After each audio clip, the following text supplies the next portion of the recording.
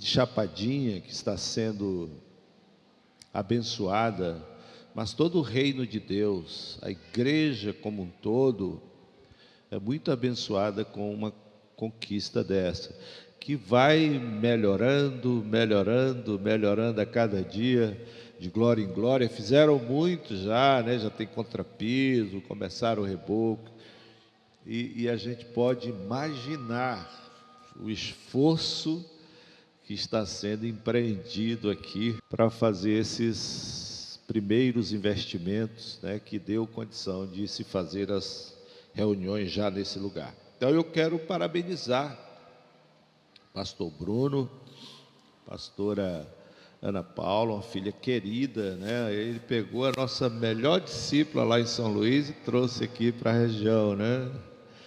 Tremenda mulher de Deus, adoradora, muito querida. Era a secretária, né, do ministério do pastor Rodrigo, pessoal lá na Revolução, né? Mas a gente está feliz porque estamos vendo essa semente frutificar aqui. Parabenizar a igreja como um todo, né, por ter ombreado com o pastor Bruno e Ana Paula, abraçando o desafio de adquirir esse lugar para desenvolver os trabalhos do ministério aqui. Parabéns, uma salva de palmas a esse casal jovem, guerreiro, né, que amam a Jesus.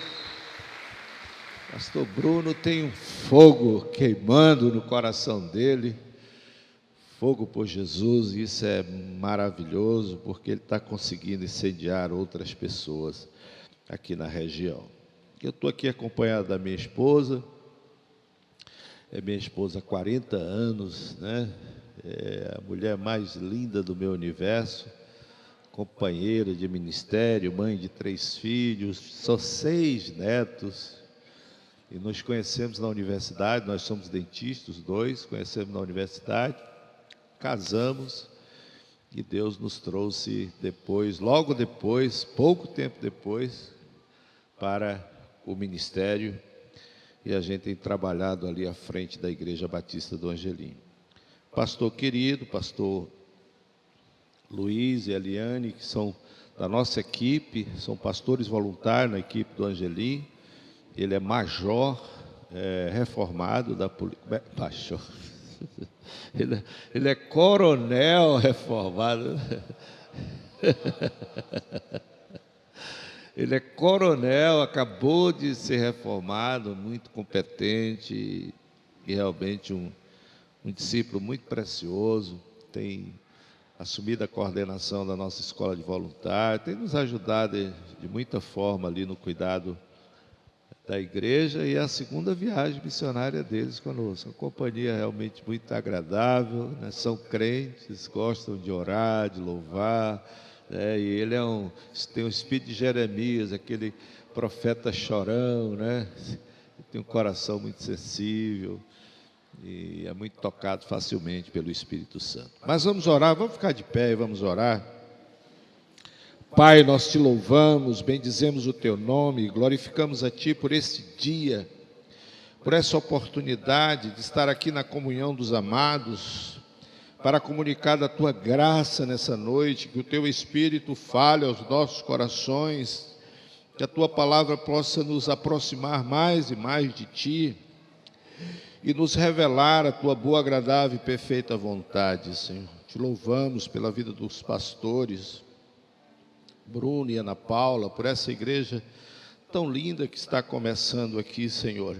Que a tua graça seja derramada de forma abundante sobre esse lugar, que jamais falte o óleo sobre a cabeça dos teus filhos, que essa porta seja uma porta de esperança, de cura, de salvação, de libertação para milhares e milhares de pessoas nesse lugar, Senhor. E aqui o teu fogo nunca se apague, Senhor. Que a alegria da tua presença seja constante nesse lugar e o teu nome seja glorificado nesse ministério. Assim nós te agradecemos, em no nome de Jesus, e a igreja diga amém. Você pode se assentar, e assentado mesmo, abrir a sua Bíblia em 1 Reis, capítulo 18. Nós vamos ler apenas o verso 30. 1 Reis 18, verso 30. E diz assim: então Elias disse a todo o povo: chegai-vos a mim. E todo o povo se achegou a ele. Elias restaurou o altar do Senhor, que estava em ruínas. Sabemos que Elias foi profeta nos dias do rei Acabe. E foram dias tenebrosos, dias difíceis, porque aquele rei se corrompeu, aquele rei se casou com uma feiticeira gentílica, chamada Jezabel, e aquela mulher exerceu uma influência muito grande sobre a vida daquele homem. Devia, por certo, ser uma mulher muito bonita. E ele, então, ficou completamente seduzido, apaixonado por ela. E ela usou a sua beleza e a sua capacidade de sedução para dominar completamente aquele homem. De maneira que o reinado de Acabe foi completamente dominado pela influência de Jezabel, que era uma feiticeira. E ela trouxe todo o paganismo para dentro de Israel e corrompeu a nação. Foi um período de muita idolatria, de muita feitiçaria, de muita injustiça, de muita impiedade, e o povo, no meio disso, se dividiu. A gente sabe que as autoridades têm muita influência, que as pessoas se movem também por interesse. Então ficaram divididos entre servir a Deus ou servir a Baal, que era o falso Deus de Jezabel. E talvez participassem do culto a Baal pela influência, pela importância, por querer fazer uma média com as autoridades. Isso trouxe realmente maldição sobre a nação e grande angústia ao coração de Elias, que era um profeta fiel.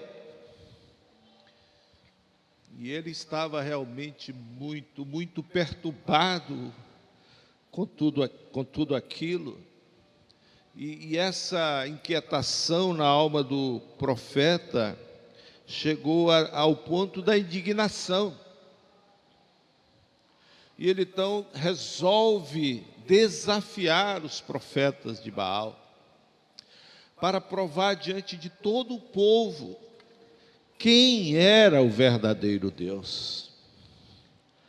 Sabe, hoje nós temos a responsabilidade como igreja de manifestar a glória da presença do Senhor, para que as pessoas vejam e saibam quem realmente é verdadeiramente Deus.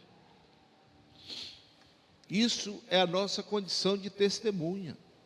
Nós estamos aqui como igreja para revelar a Cristo para as pessoas, não só através do nosso testemunho, mas através das manifestações do Espírito Santo. Lá em Atos, Jesus, antes de ser assunto ao céu, fez uma promessa que se cumpriu no capítulo 2, quando ele diz lá em Atos 1:8: mas recebereis poder ao descer sobre vós o Espírito Santo, e ser-me-eis minhas testemunhas em Jerusalém, em Judeia, Samaria e até os confins da terra. Mas testemunhas cheias do Espírito Santo, e que testemunhariam com manifestação de poder. Muitas vezes é necessário a manifestação da glória, para que as pessoas possam ver e crer que Deus é Deus e não há outro Deus senão o Senhor. Você pode dar um forte aplauso ao Senhor? Aleluia! Aleluia! Então o apóstolo Paulo diz: eu não vim a vocês com palavras de persuasão humana, mas com demonstração de poder. E essa era a situação que Elias estava vivendo. Não adiantava argumentar, não adiantava somente contar a história de Jeová e o seu povo. Aquele povo precisa ver mais do que ouvir. Essa geração incrédula precisa ver a glória de Deus. Nós precisamos realmente ser uma igreja cheia da presença do Senhor, onde os sinais se manifestem, porque Ele é o mesmo Deus que operou no passado, opera hoje. Jesus Cristo é o mesmo, ontem, hoje, o será eternamente. Então nós conhecemos a história, e vocês podem rever depois. Elias convoca os sacerdotes para o Monte Carmelo e desafia eles a invocarem Baal, o Deus que eles adoravam. E ele disse: olha, aquele que responder com fogo, esse é Deus. E a gente sabe que aqueles homens ficaram o dia todo se retaliando, dançando, gritando, se cortando, se chicoteando, clamando por Baal, e não houve resposta. E depois Elias, como diz o texto, põe o altar em ordem. Põe o altar em ordem. Oferece o sacrifício. E Deus desce fogo dos céus diante de todas aquelas testemunhas. E houve um grande avivamento em Israel, porque o povo temeu a Deus e reconheceu que só o Senhor é Deus. Você pode dizer isso? Só o Senhor é Deus. Aleluia! Aleluia! Mas é interessante notar que antes de apresentar o sacrifício, Elias fez algo importante, imprescindível, que foi pôr o altar em ordem. E a pergunta nessa noite para mim, para você, para todos nós é: o seu altar está em ordem? Muitas vezes a manifestação da presença não está acontecendo na sua vida, na sua casa, no seu ministério, no seu trabalho, porque o seu altar não está em ordem. E onde não há ordem, jamais haverá presença. Só há presença onde há ordem. Você quer a presença de Deus na sua vida, no seu casamento, na criação dos seus filhos? Você quer a bênção na sua empresa, no seu trabalho? Então, antes de qualquer coisa, antes de clamar, antes de orar, antes de qualquer coisa, ponha a sua vida debaixo dos princípios de Deus. Nós colocamos o nosso altar em ordem pela obediência. Às vezes até estamos na igreja, às vezes até lemos a Bíblia, às vezes até servimos, mas mesmo assim estamos quebrando princípios.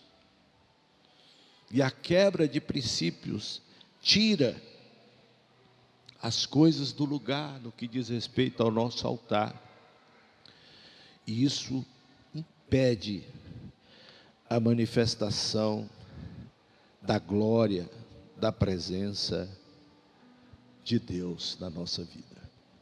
Como está o teu altar nessa noite? Deus tem muito para fazer na sua vida. Deus tem muito para fazer na sua vida, Deus quer fazer. Ele quer ser glorificado na tua vida, na tua história. Por isso é importante que você entenda a necessidade de estar com o seu altar em ordem. O altar é o lugar da adoração. Naqueles dias o altar era um lugar físico, preparado com as pedras. Havia toda uma ordem para se fazer o altar. Não se podia fazer o altar com pedras talhadas por mão humanas, tinha que ser com pedras naturais. Isso tem toda uma simbologia. Mas hoje o altar é o nosso coração, é a nossa condição interior, íntima. E nenhum homem pode, com justo juízo, avaliar a condição do seu altar. Essa é uma condição que só nós podemos discernir, prescrutados pelo Espírito Santo. Ao nos examinarmos a nós mesmos, como diz o apóstolo Paulo, escrevendo aos Coríntios, na primeira epístola, no capítulo 11, no verso 28, para que nos examinemos a nós mesmos, vendo o que está fora do lugar. Uma pedrinha, uma coisa pequena que seja, tira o nosso altar da ordem, impede o agir de Deus. Mas a confissão sincera, o nosso arrependimento diante do Pai, põe Ele em ordem novamente. Uma vida confessada, digo, uma vida confessada, mantém o nosso altar em ordem. Aleluia! Então aquele altar estava em ruínas. E Elias se aplica primeiro, antes de clamar, antes de qualquer coisa, antes de oferecer o sacrifício. Elias se aplica primeiro a colocar cada pedra no seu lugar. Muitas vezes o nosso altar está também em ruínas, em desordem, por causa do pecado, pela mágoa, pela pornografia, pelo adultério, pela apostasia, pela idolatria. Há tanta coisa que nos tira da presença. Muita coisa pode nos tirar da presença de Deus. E a presença de Deus é algo muito caro, insubstituível. O salmista diz: Senhor, mais vale um dia na tua presença do que 1000 em qualquer outro lugar. Não há nada que se compare à presença de Deus. Na presença de Deus, a Bíblia diz que nós temos fartura de alegria. Aleluia! Qualquer sacrifício que façamos para manter a nossa vida consagrada, dedicada, qualquer sacrifício que façamos para ter a nossa vida em ordem diante de Deus, vai valer a pena. Mas muitas vezes nós nos atemos às preocupações do dia a dia, às nossas ambições humanas, o corre-corre, o muito trabalho. Isso nos tira da presença e nos faz abandonar o altar, desprezar o altar. Tudo aquilo que é desprezado entra em ruína. Você tem uma casa bonita, acabou de construir ela, mas você vai ter que pintar. A torneira vai pingar, você vai trocar a torneira. A lâmpada vai queimar, você vai ter que trocar a lâmpada. Você tem que ter um cuidado diário, porque senão a sua casa, sem que você perceba, vai ficando feia e desarrumada. Pode se tornar realmente ruína pelo abandono. Assim é o casamento. O casamento precisa de cuidado. Todo dia, mantenha tudo no lugar. Não relaxe. Quantos casados nós temos aqui nessa noite? Muitos casais. Não relaxe o teu casamento. Seja gentil, seja atencioso. Demonstre o seu amor. Não basta só dizer eu te amo, minha mulher. Demonstre. Com gestos, com atitude. Sabe, você não precisa ser o último romântico desse mundo, não. Gestos simples, sinceros. Tem uma linguagem poderosa de amor.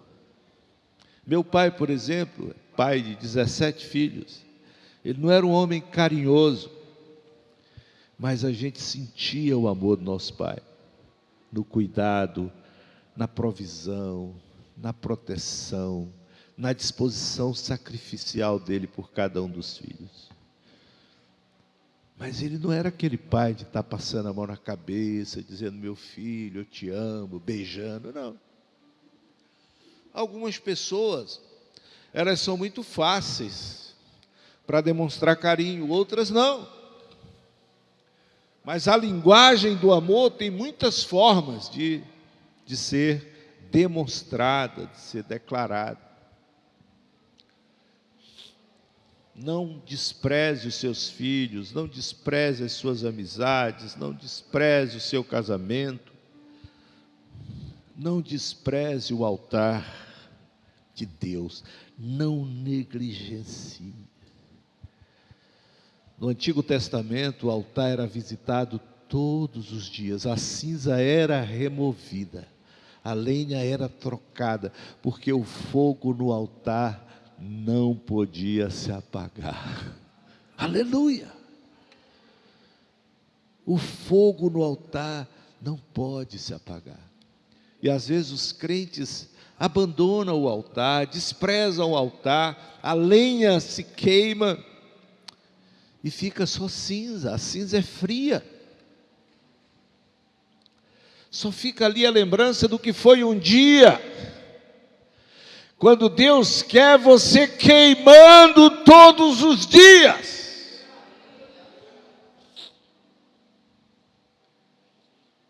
Com um amor que supera todos os amores rivais, com um amor que destrói todos os amores rivais. Nada é maior, nem melhor, nem mais precioso, nem mais importante do que Deus na sua vida. E se você tiver essa atitude, você vai ser recompensado. Porque o Senhor diz, eu amo os que me amam, e os que cedo me buscam, me encontram. Diga comigo, eu amo os que me amam, e os que cedo me buscam, me encontram. O abandono do altar traz consequências terríveis. Quantas perdas! Israel estava vivendo um tempo de confusão, de perdas, de maldição. A nação estava já há 3 anos e meio sem uma gota de chuva. Eu já tive a oportunidade de estar 6 vezes em Israel. Fui a primeira vez com um amigo, o pastor Antônio Cirilo, e depois mais 5 vezes levando grupos. E lá eu vi o que é Israel. Um lugar realmente deserto. Um lugar de areia e pedras.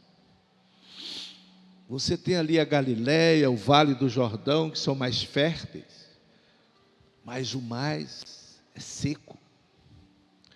Agora imagina uma região que já é seca por natureza, ficar 3 anos e meio sem uma gota de chuva. Imagina Chapadinha sem 3 anos e meio sem uma chuva, sem um sereno, sem uma gota de chuva. O povo estava passando fome. E tudo isso por causa do juízo de Deus.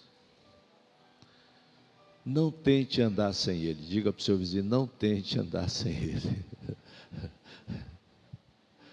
Não queira andar sozinho. Jesus disse, sem mim, nada podeis fazer. O meu maior medo, um dos meus maiores medos, é perder a graça de Deus. Eu clamo todo dia pelo Senhor, que não remova a graça de sobre a minha vida. Porque sem a graça de Deus, a vida vira uma desgraça. Todas as vezes que nós desprezamos o altar, nós vamos sofrer as consequências. Desprezamos o altar, vamos começar a ter problema em casa, no trabalho, na saúde, na área financeira, porque a graça e a bênção do Senhor que nos favorece. O Senhor diz, aos seus o Senhor dá enquanto dorme. A Bíblia diz, a bênção do Senhor é que enriquece e não produz dores. A Bíblia diz que o justo, mesmo passando pelo vale de Bacar, fará dele um manancial de bênção. Não porque ele é habilidoso, não porque ele tem um conhecimento sobre todas as coisas. Não. Mas porque ele está debaixo do favor e da graça de Deus. O pastor Bruno chegou aqui, esse lugar era feio. Esse galpão estava aqui fechado, ninguém se interessou por ele, estava à venda há muito tempo. Agora as pessoas olham, está iluminado, tem piso, já tem vida. Você vira aquele canto, dá de cara com esse prédio. É muito, muito legal, não é verdade? Ele está aparecendo. Porque a graça de Deus já está sobre esse lugar. E vai só melhorar. Amém? Vai só melhorar. Um lugar agradável, cheio de vida e atraente, porque Deus está presente. O profeta Isaías declara no capítulo 59 do livro de Isaías, verso 2: mas as vossas iniquidades fazem separação entre vós e o vosso Deus, e os vossos pecados encobrem o seu rosto de vós, para que não vos ouça.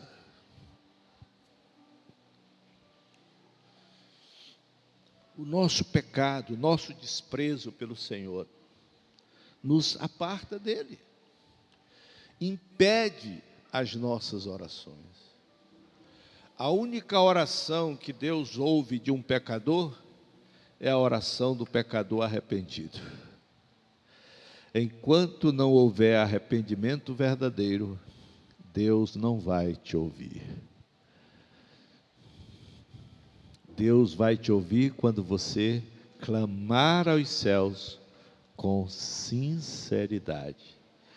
Ele não resiste ao teu clamor. E Ele vai ao teu encontro com amor, com graça, com misericórdia, com perdão e com restauração e restituição. Aleluia! Que Deus maravilhoso é esse nosso. Jeremias 5:25: as vossas iniquidades desviam estas coisas, e os vossos pecados apartam de vós o bem. Os nossos pecados nos apartam do bem, porque o bem está nele. O Senhor é a fonte de todas as bênçãos. Quanto mais eu ando na presença dEle, mais guardado eu estou, mais abençoado eu estou, mais provido eu estou, mais cheio de vida eu estou. Aleluia! Não vale a pena desprezar o altar. Romanos 6, 23, porque o salário do pecado é a morte, mas o dom gratuito de Deus é a vida eterna por Cristo Jesus, nosso Senhor. Desprezar o altar é desprezar a presença, é andar pelas nossas vontades. Andar pela nossa vontade é andar pela inclinação da carne. E o pendor da carne é para o pecado. A inclinação da carne é para o pecado. A oração de Jesus é que seja feita a vossa vontade. Não é a nossa vontade. Diga comigo, a vossa vontade. É que seja feita a vontade do Pai, não é a minha vontade. Porque a minha vontade é a vontade da carne. E quando eu desprezo o altar, eu estou andando na minha vontade. Aleluia! E você sabe qual é o caminho estreito? O caminho estreito que o cristão deve andar é fazer a vontade de Deus. Porque é bom fazer a nossa vontade, amém? Quem concorda? Mas é muito melhor fazer a vontade de Deus. Quem faz a vontade de Deus tem recompensa aqui, mas tem recompensa muito maior na eternidade. Aleluia! Posso ouvir um glória a Deus?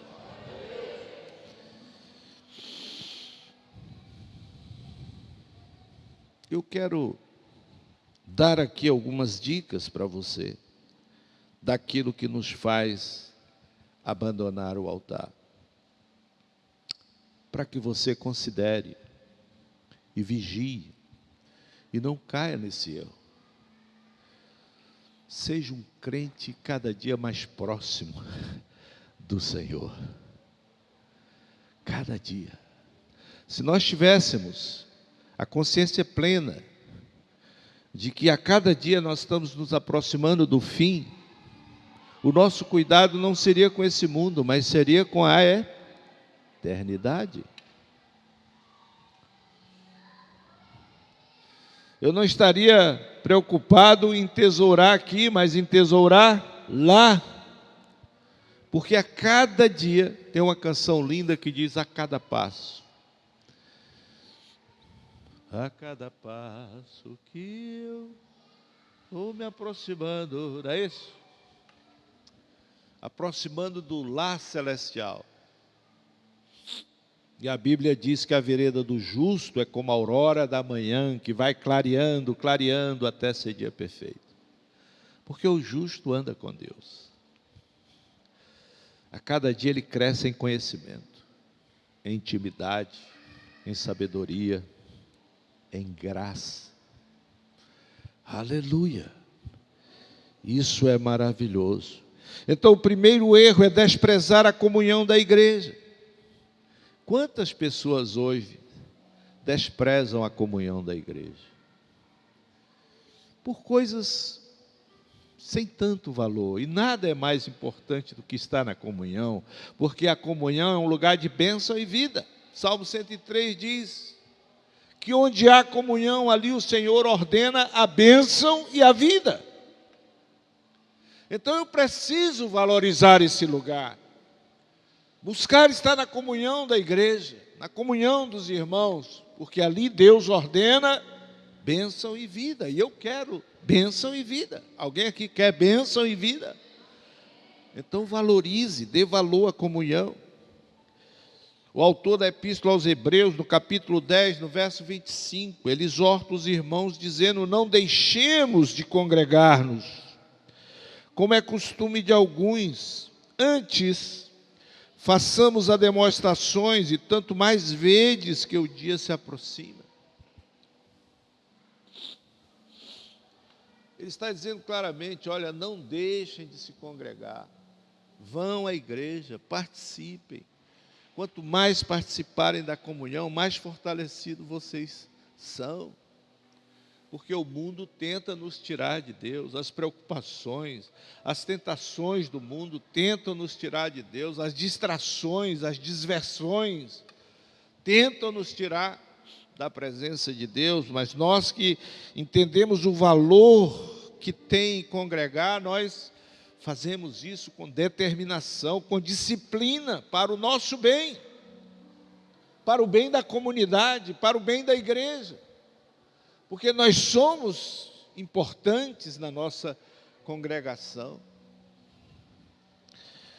Lá em Atos dos Apóstolos, capítulo 2, verso 42, a Bíblia diz: e perseveravam na doutrina dos apóstolos, e na comunhão, e no partir do pão, e nas orações. A igreja de Atos era uma igreja cheia da presença de Deus, cheia de milagres, cheia de sinais.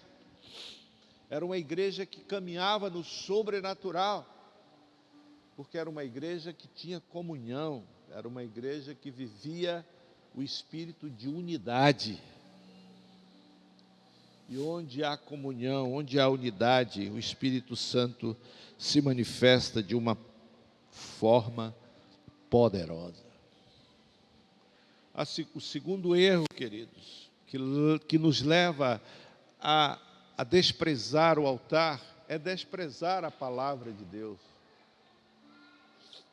A palavra de Deus é o nosso fundamento. O nosso altar está edificado sobre a palavra de Deus. Você nunca vai ser um cristão verdadeiro, um adorador verdadeiro, se você despreza a palavra.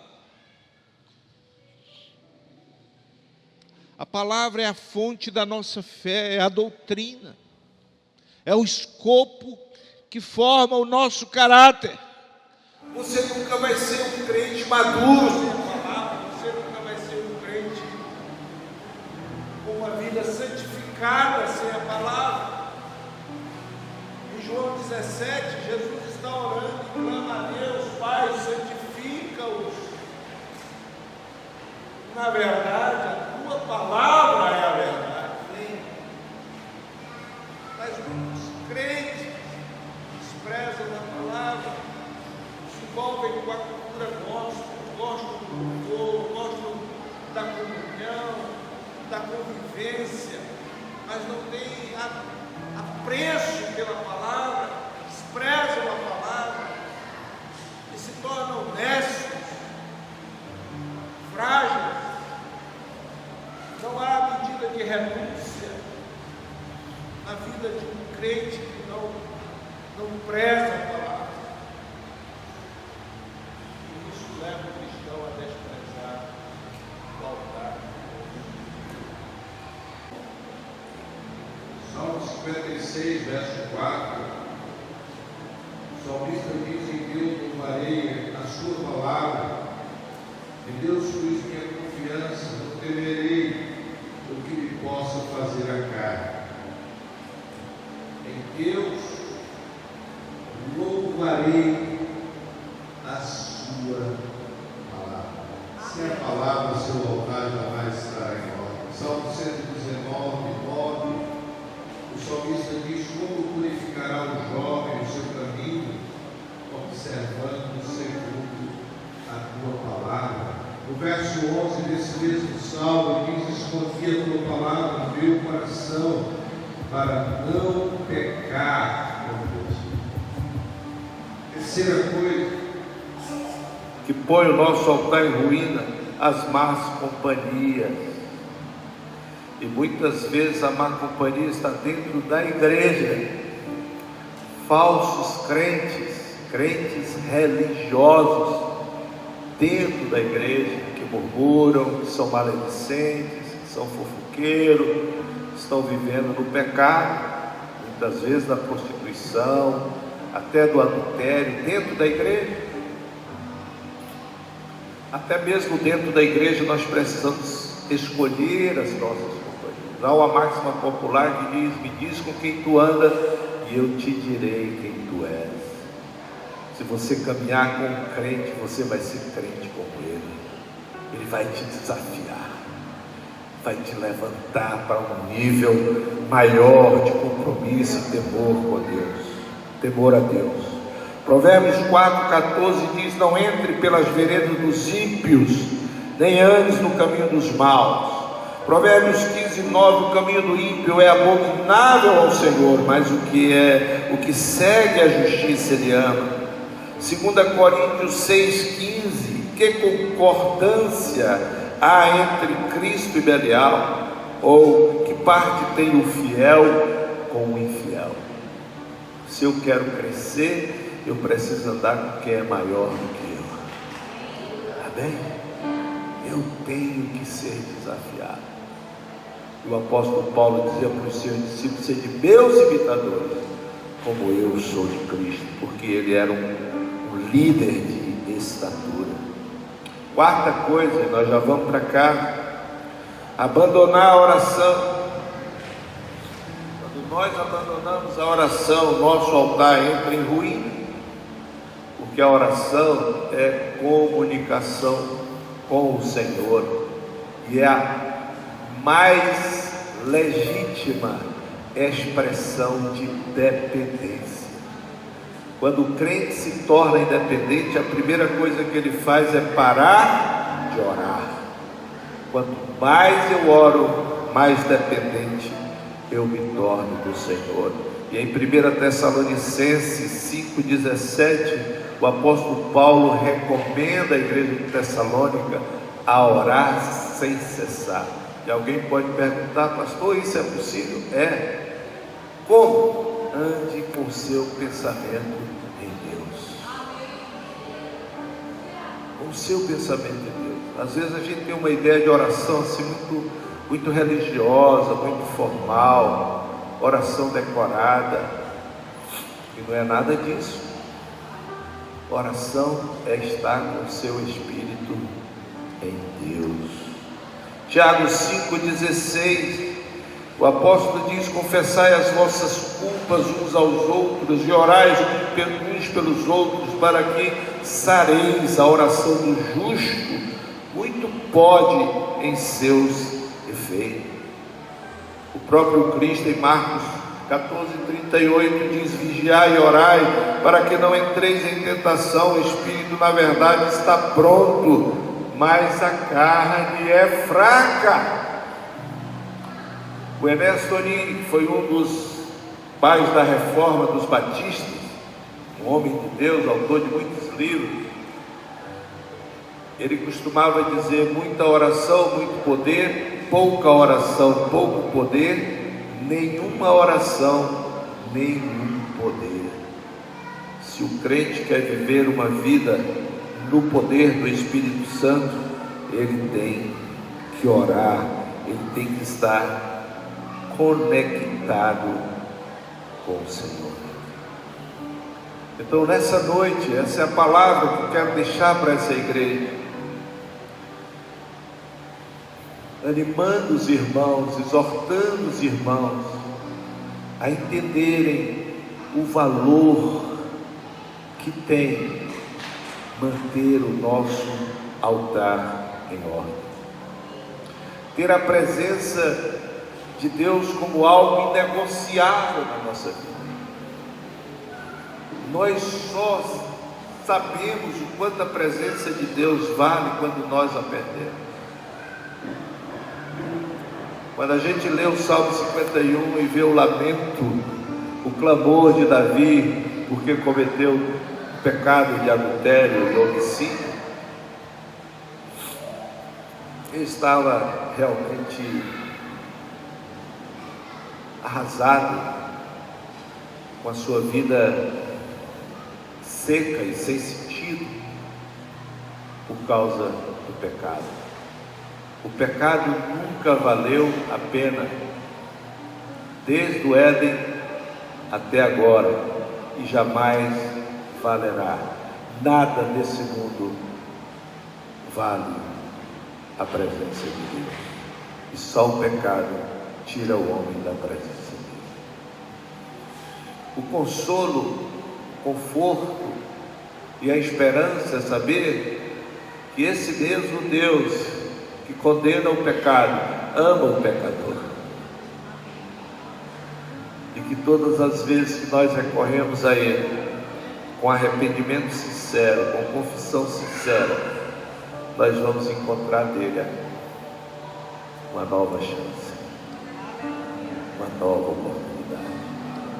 O nosso Deus não é o Deus da segunda chance, Ele é o Deus da segunda, da terceira, da quarta, da quinta. As misericórdias do Senhor se renovam a cada manhã. As misericórdias do Senhor não têm fim. Talvez você chegou aqui hoje, se identificou com alguma coisa naquilo que eu estou pregando. Talvez o teu altar já está ali um pouco com as brasinhas já nas últimas. É hora de se levantar. Remove a cinza, põe uma nova lenha, consagra a tua vida, volta para Deus. Deixa o teu coração queimar na presença dele. Deixa Deus te encher. Deixa Deus te usar. Deixa Deus te transformar. Nada se compara a isso. Vamos ficar de pé. Eu quero convidar o nosso ministro de louvor e adoração, Bruno Garreto. E enquanto ele nos conduz aqui numa adoração ao Senhor, você pode vir à frente, renovar os teus votos nessa noite. Se alguma coisa está fora do lugar, decida hoje pôr no lugar.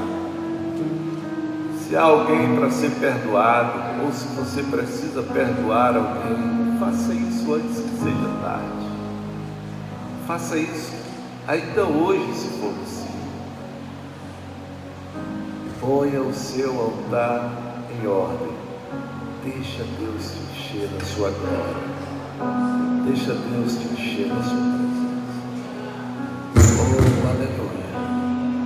Oh, rebaço, Deus quer usar cada um de vocês aqui nessa noite.